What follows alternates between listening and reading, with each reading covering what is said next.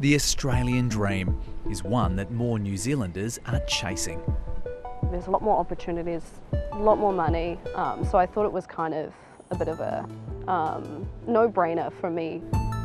Russia moved over with her partner, joining tens of thousands of Kiwis flocking to Australia in search of better career prospects. I'm noticing that a lot of my model friends, people in the industry, they're also moving over. Drawn in by more jobs on offer. That's a trend showing up in official figures, with 64,000 jobs added to the economy in September.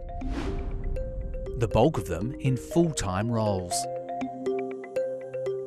More people also decided to join the labour force to look for work, pushing the participation rate to a record high, which has kept the unemployment rate steady at 4.1%. This is a remarkable achievement in the context of a slowing economy and a labour market that's expected to soften.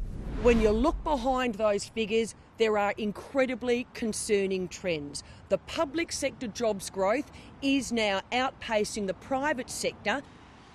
The strong result makes it unlikely the Reserve Bank will bring forward any cuts to interest rates. For the RBA, I think the first thing is it kind of removes or allays some of the fears of a more rapid deterioration in the labour market. There's no doubt there are people within the Reserve Bank who feel that until unemployment gets up to around the 4.5% mark, they can't even think about cutting rates. Now, I'm not sure that is true necessarily. The labour market is changing. Even more important than jobs figures is inflation data that comes out at the end of the month. These numbers will inform the Reserve Bank Board when they next meet on Melbourne Cup Day to decide on interest rates.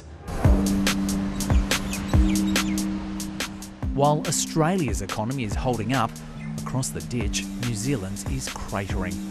It's going to be a triple dip recession with 3 episodes of 2 negative quarters of GDP in a row.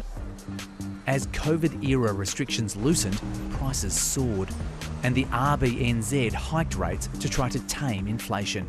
Generally, the transition from a high inflation environment is usually quite painful, and that is what we've been seeing.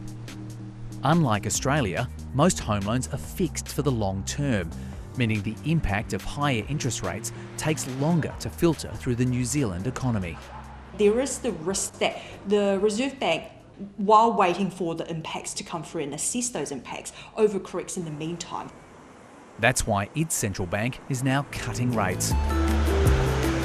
In the meantime, people like Liam are getting out to join our labour market. There are just as many jobs in inner suburbs Melbourne for my role of industrial product design or digital product design as there are for all of New Zealand. Our economy, a jobs creating conveyor belt that more people want to get on.